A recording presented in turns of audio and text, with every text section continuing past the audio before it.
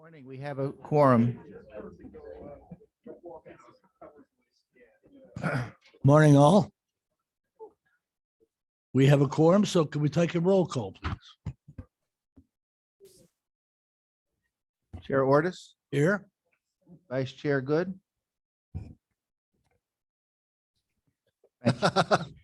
You're here. Deputy Vice Chair Johnson.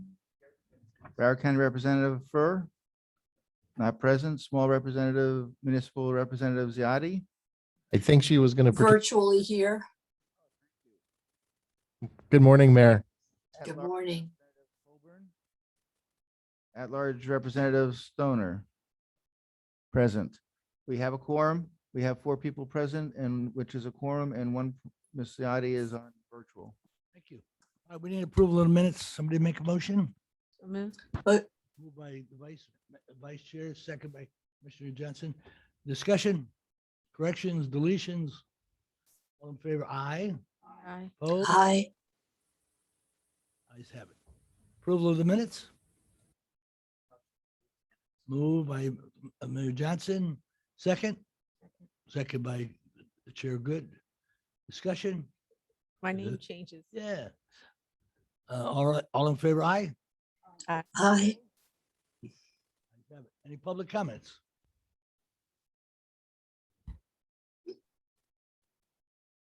Any public comments? Oh, she's saying no? Oh, no. Okay, good. All right. Let's go to action items. Item 1, please, Mr. Gabriel. Thank you. Motion to approve GPC Task Work Order number 24 between the Broward Metropolitan Planning Organization and White House Group, Inc. for 2021-2022 traffic counts, an amount not to exceed $198,146.20. All right, need a motion? Move. Moved by Vice Chair Good. Second? Second by Ms. Johnson. Discussion. Hearing none, all in favor of item 1, please indicate by saying aye. Aye. Hi, Item 2, sir. And that is motion to approve GPC Task Work Order number 25 between the Broward Metropolitan Planning Organization and Kimley Horn and Associates, Inc. for Complete Streets Initiative Education Walking Audits, an amount not to exceed $49,969.51. Okay, motion by Mayor Johnson, second by Vice Chair Good. Discussion? Hearing none, I just have a question. And I apologize, my voice is not the best, that's why I'm not there. I know that Kimley Horn is one of the companies that has been going to several cities. I just want to make sure that they're not duplicating efforts that have already been done by other cities in doing the walking audits and so on. All right, any answers? Hold on for 1 second.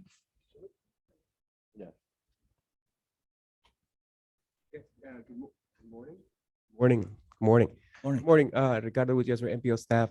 Yeah, we select our coordinates based on our priorities, and we definitely coordinate with the local guards to make sure that we don't duplicate efforts that were already being undertaken by other municipalities or local governments. Thank you. Okay, Okay. Is that okay? that's good enough for me. Sure, good. Thank you, Mayor. So the 49,000 is to do 2 audits, That is correct, 2 audits. and you feel that 2 audits is sufficient for the amount of funds that are being allocated for Oh, this? Absolutely. Okay. It's very successful events. We got a lot of feedback from the community members, and it has actually, this work has helped us put together some great scopes. So Okay. absolutely. Push for a third. No, just kidding. Well, just for Well, clarification, it's a lot of community outreach. Our use of the funds, yeah. Thank you. All right, do we have any more discussion? All right, item 2, do we have a motion? Move. Yes, motion was made by Ms. Johnson. Okay, all in favor, aye. Aye. Hi, Item 3, sir. This is a motion to approve an amendment to master agreement for treasury management services between the Broward Metropolitan Planning Organization and Wells Fargo Bank. Is there a motion? Motion by Vice Chair Good, second by Ms. Johnson. Discussion? Hearing none, all in favor, aye. Aye. Ayes have it. Item 4, sir. Thank you. This is a motion to recommend Broward MPO Board approve the draft 2022 Broward MPO federal and state legislative priorities. Okay, any motion? Motion by Ms. Johnson, second by Vice Chair Good. Discussion on legislative agenda. Going to be a good year, It's going to be a great year. not for us. Well, in Tallahassee, maybe not. Okay, discussion about this bad item. No, no. All right, hearing none, all in favor, aye. Nope. Aye. Okay, thank you very much for your approvals for that. And I just wanted to let you know, if you do have issues in Tallahassee, TSC is our support there. So let us know, and even unrelated issues, we'll at least be able to dig into it and find out. And then up in Washington, DC, I mean, we'll have that discussion with them next. Right. Discussion of December 9th meeting. That's the meeting, the next meeting coming up. And if you had any questions on the agenda items that are there, or any pulls or deferrals that you'd like to do. Right, any questions? Morning. Okay, hearing none, item 2. Okay, item 2 is review and discussion of the February 10th. If you look at where, yes, we're already talking about February 10th. Think about that. 2022. I never thought about those dates in my life. If you look at the agenda, the draft agenda, we're going to have amendments to the Metropolitan Transportation Plan. Mr. Gies is going to tell you about those today that we're anticipating that have been submitted. Motion for the complete streets and localized initiatives. Those are the C-SLIP projects. Those are going to be ranked and brought forward to the board for approval and sent over to the Department of Transportation for final vetting. Motion to approve GPC number 3.0. That is actually our next GPC contract, and we're going to be going out during the holidays and into the new year to solicit GPCs to do general planning for us for a 3-year contract with 2 1-year extensions. So we're looking forward to doing that and whittling down the number of consultants on the list. Motion to approve the MTech ILA. MTech is the project delivery method. Since the Department of Transportation is no longer delivering projects, it's going to help our smaller and larger local governments in that area. I have good news for the members that have already signed on. Mayor Stoner, that would be you. We actually have recalculated the cost, and we're going to be coming back with a lower cost ILA, actually. So from $100,000 we originally thought, we're going to be asking for 50 to start up and then go down to the 25 a year. A lot of that is because of our friends in Washington, DC, providing us, much more support than we had anticipated. So those are the action items. Is there a need for us to go to the cities that haven't complied yet? I would, yeah, I'm already started the discussion with city managers. In fact, your city we've actually discussed with, as well as Deerfield Beach, and Davie, and a couple of others. So we're going to be going around and having those conversations. Regular items on the agenda, comments from the chair, member comments, executive director's report. If I may not be present, and it will only be because I missed my flight. I'm going to be coming down from Washington, DC. Brian and I are both going to be up there, but he's leaving a day earlier. So that way, at least we know one of us will be here. Given it's February and it's usually cold up north and flights are usually delayed, I don't want to, one of us needs to be here. That said, then we're going to, I'm going to be having a lot of discussions with our national association partners, as well as our partners around the country, on the implementation of the bipartisan bill. And we're actually starting that conversation today at, I think, 2:00. Jad, is that 2 or 3? Is he? Jad in here? Okay, is it 3? Is it 3? He's not sure. Paul, when is that? The meeting today with Wasatch. It's at noon. It's not at 3:00. It's 3:00 Wasatch time, which is Salt Lake City. There you go. So that we're going to have that conversation today, starting with them and our 2 associations for how the implementation of the bipartisan bill is going to go. They are actually soliciting input as we speak, USDOT. So that's all very good. And then our non-action items are your typical municipal partner surveys we're doing. BCT is going to come in and actually talk about its transit systems master plan and where they are with that. Amanda Christian here on staff has been working directly with them on that. That also includes the Coastal Link project as well. And then as far as other reports, I mean, we're pretty much in good shape. Our consultant reports and local contributions you'll be seeing. Brian, I think our local contribution is what, at 80%? 80% collection. Yeah, which is not bad. It's not bad. So we're real happy to see that happening. And that is the February meeting in a nutshell. If you'd like to add any additional things to that, let us know. Or if you want to see some other things taken off, let us know as well. You want to do a timeout till 9 o'clock? We have, 9:30. no, we have. Holland and Night. Yes, at 9 o'clock. You want to do a timeout to 9? till 9. Sounds good. Okay, we're on a timeout. Thank you, sir.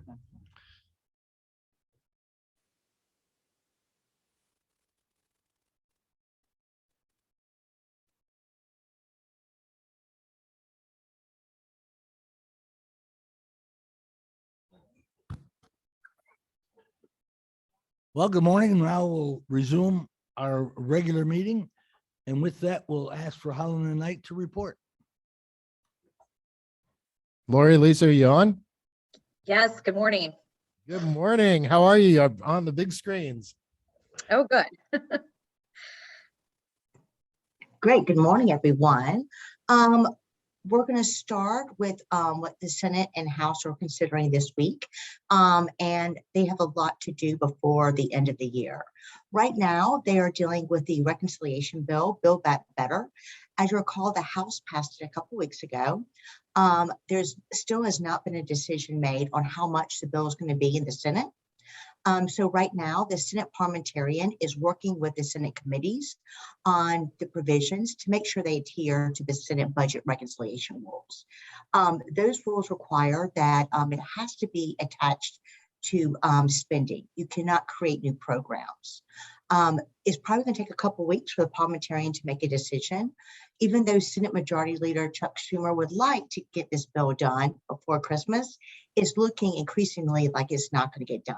It's a huge bill with a lot of social spending, taxes, money for transportation, but it's just a lot to digest and to finalize before Christmas. In the Senate, there's $10 billion for a transit program that connects capital investment grant programs with affordable housing. There's also money for states and MPOs to work on reducing greenhouse gas emissions.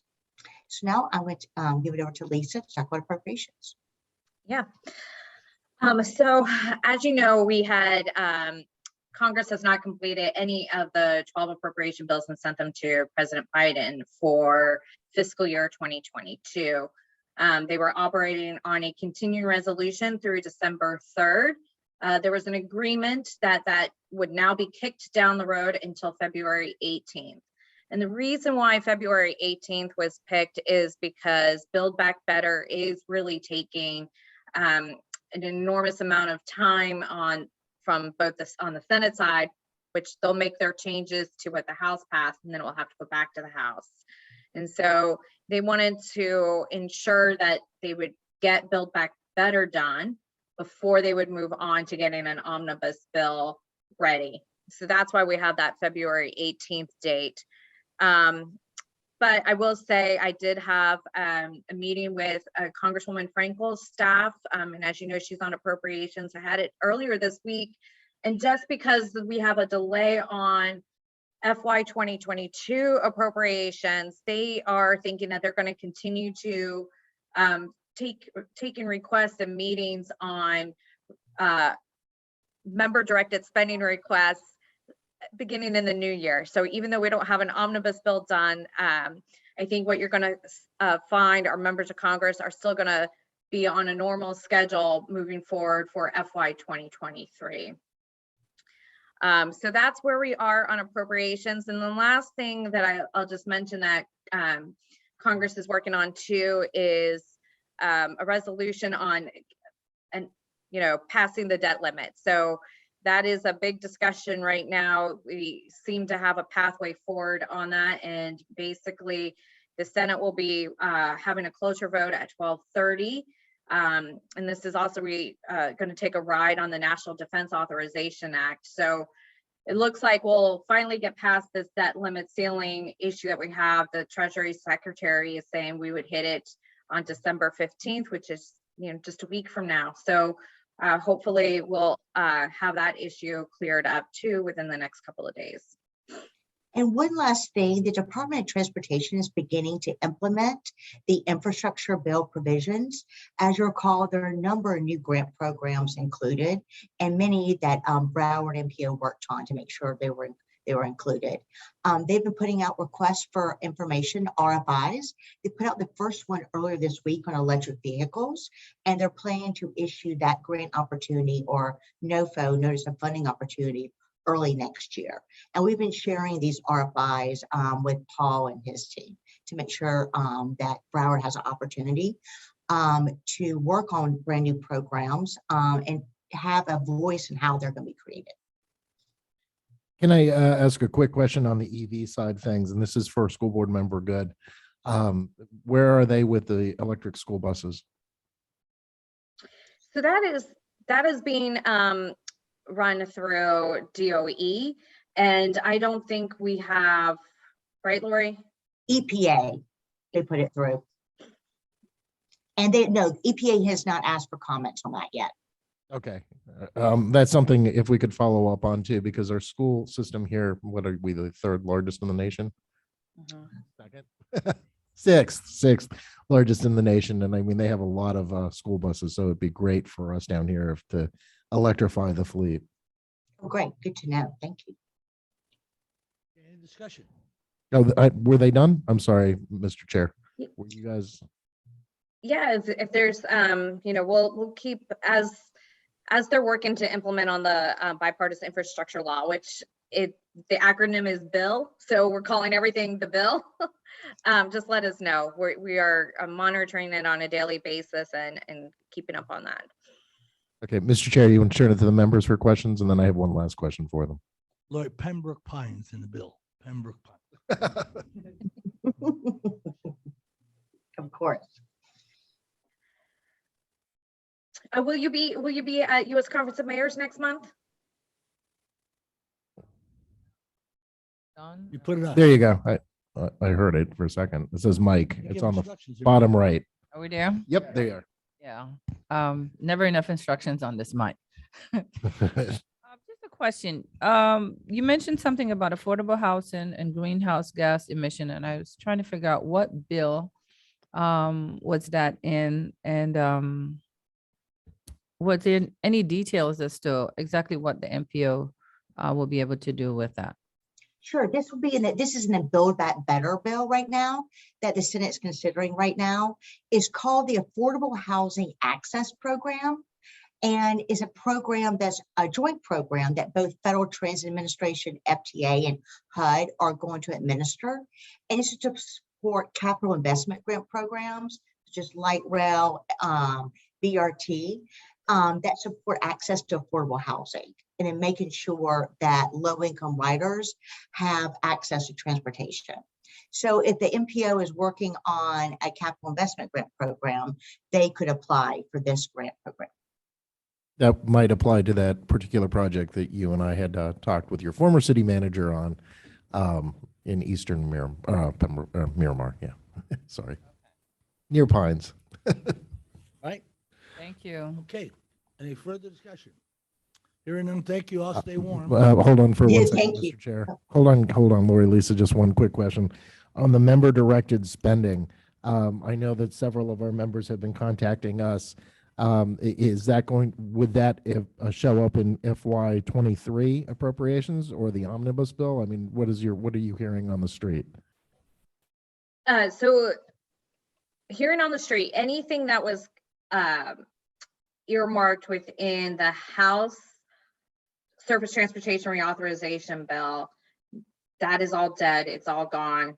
There is no pathway forward on those projects. But any projects that your members might have that through, working with the delegation through the annual appropriation bills, those are still alive. And we are expecting that they would be included in a final omnibus bill. Okay, that is exactly what we needed to know. Thank you so much. And just Mhm. for the other members here, we've been working with the congressional delegation with existing projects in the TIP to move forward and some large scale projects, not in the TIP, but in the MTP. Right? Thank you very much. All right, thank you. you. And stay warm. Oh, thanks. Bye, In February. sounds good. Stand for the pledge, please. Oh, no. We have to wait till 9:30, Mr. Mayor. Now we have another break. Oh, my. Maybe what we can do is move executive to 9. Don't we have to wait for the other members? I'm pledging anyway. Our executive is adjourned, correct? It's up to when he calls it. Yeah. We'll move to adjourn the executive board meeting. Thank you. Thank you. Thank you. 9:09 break. That was rehearsal, that's all.